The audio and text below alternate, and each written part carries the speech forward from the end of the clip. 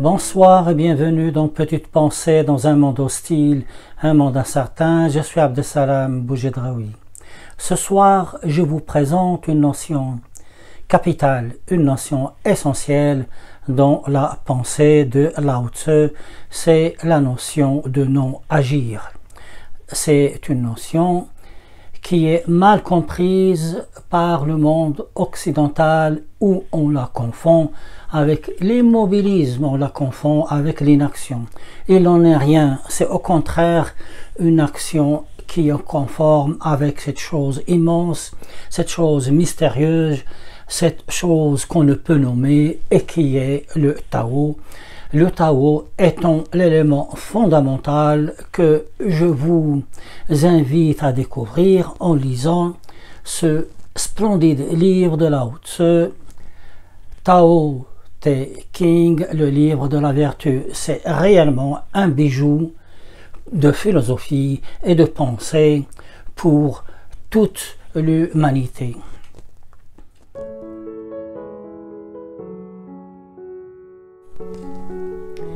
Agir en conformité avec le Tao est une chose essentielle dans la pensée de Lao Tzu, car le Tao est source de toute chose. Il est là depuis toujours, il est d'une grande profondeur, une profondeur abyssale que peu de personnes peuvent en mesurer la portée. Seuls les sages ont cette faculté d'apprécier sa justesse, d'apprécier sa profondeur. On a fait un rapprochement avec le cosmos des stoïciens. Je vous rappelle que les stoïciens croyaient en un cosmos qui était là, qui était toujours là, bien avant l'être humain, et que l'être humain devait s'ajuster à ce cosmos qui est la raison pure et que les actions des êtres humains doivent être en conformité avec cet grand univers.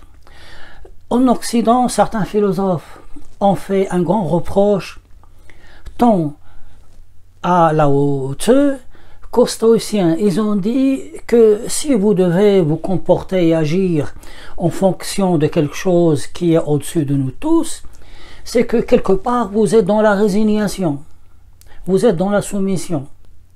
Et ainsi on a pu lire des stoïciens, et c'est complètement faux, que c'était des béni-oui-oui du destin.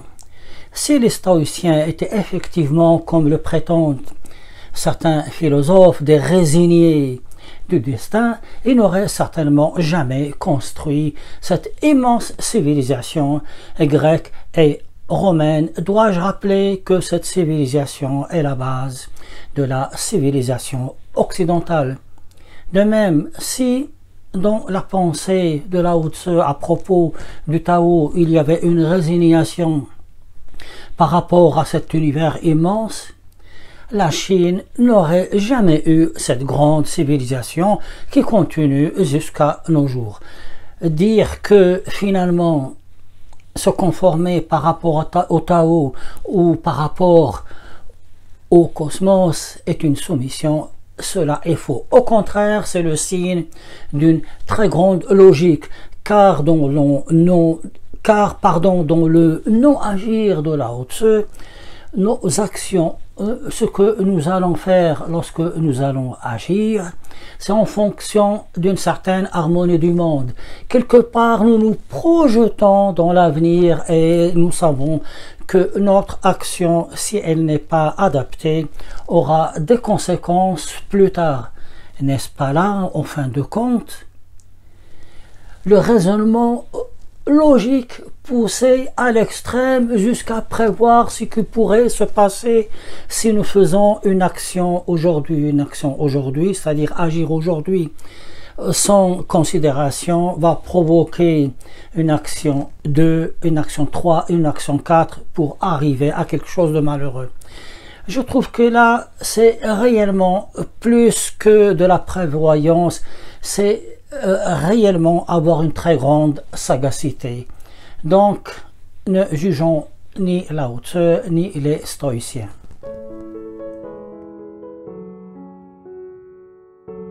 Dès lors, comment considérer le nom agir de nos jours? Je vous donne un exemple très simple. Vous êtes tranquille, vous êtes peinard, comme le dit la chanson, et voilà que débarque un individu qui vous insulte. Il vous dit « vieux cochon ». Si vous êtes d'un certain âge, le fait qu'ils disent vieux peut vexer. Si vous êtes toujours d'un certain âge, le fait qu'ils disent cochon peut être bon, disons, passons. Il vous insulte. Et qu'est-ce que vous faites? Parce que vous n'êtes pas un disciple de Lao Tzu, vous allez lui répondre par une autre insulte. Et lui, il refile une châtaigne, vous lui refilez un lion, et vous voilà tous les deux avec des yeux au beurre noir. Et bien évidemment, peut-être quelques sutures. Voilà donc le cas numéro 1. Examinons maintenant le cas numéro 2. Vous avez lu ce splendide livre de Lao Tzu et vous allez appliquer le nom agir. Ce même monsieur vient, il vous dit toujours la même phrase. Espèce de vieux cochon. Vous ne lui répondez pas en appliquant le nom agir. Qu'est-ce qui va se passer? Ce monsieur-là va rentrer dans une colère, il va stresser, et tandis que vous, tranquillement, vous allez partir. Qu'est-ce qu'on constate? Deux choses. La première chose, c'est que le non-agir a provoqué une action. Ça peut paraître paradoxal, mais c'est bien cela. Le fait de ne pas agir, de ne pas avoir répondu aux insultes, a provoqué une réaction de la part de ce protagoniste qui est rentré en colère. Vous voyez donc, un non-agir peut provoquer une action. Du reste, il y a une citation qui dit, de Lao Tzu, bien évidemment, qui dit que si quelqu'un vous offense, ne cherchez pas à vous venger, allez au bord d'une rivière, méditez, vous allez voir son cadavre passer. Il y a aussi un autre élément dans ce non-agir, dans cet exemple. Vous avez triomphé de vous-même, vous avez triomphé de votre vanité, de votre orgueil, parce que la logique aurait voulu que vous répondiez à ce monsieur. Vous ne l'avez pas fait, à aucun moment vous allez dire « je suis quelqu'un de diminué ». Non, vous êtes parti parce que vous avez une certaine sérénité.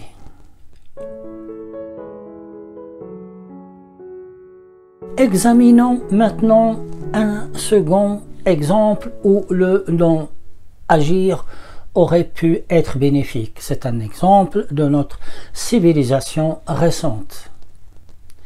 J'ai récemment entendu un reportage de Guillaume II, me semble-t-il, c'était le Kaiser ou celui qui gouvernait en Allemagne juste avant la Première Guerre mondiale. Il avait un discours vengeur, il parlait de glaive, il parlait d'offense, il parlait qu'il était temps de sortir le glaive et de commencer à faire la guerre. Il y a eu bien évidemment une réponse de la part des autres Européens qui avaient constitué des coalitions.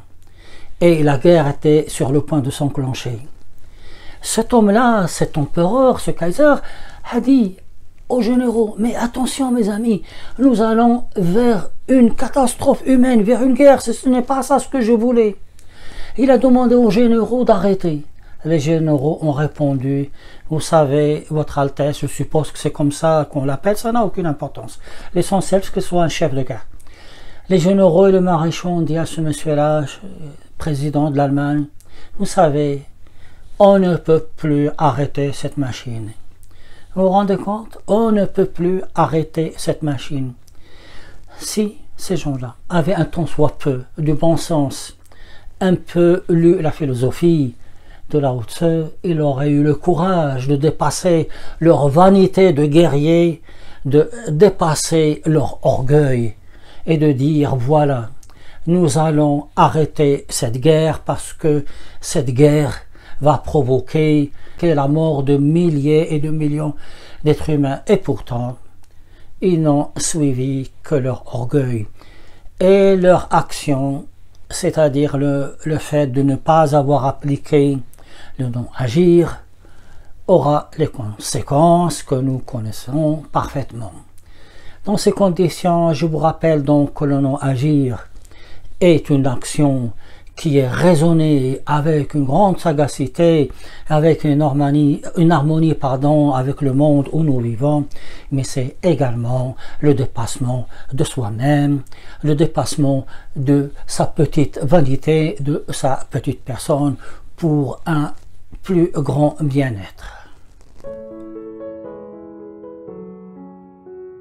Dans le monde occidental, où tout est affaire d'action, de travail, de mobilité, les gens regardent avec mépris le non-agir, car c'est contraire à tous les fondements de la civilisation occidentale européenne. Il y a là une très grande erreur, une très grave erreur, parce que ces gens-là confondent action et mouvement. Le mouvement qui est en Europe et dont parle ce philosophe qui reproche l'inaction à Lao Tzu et au non-agir.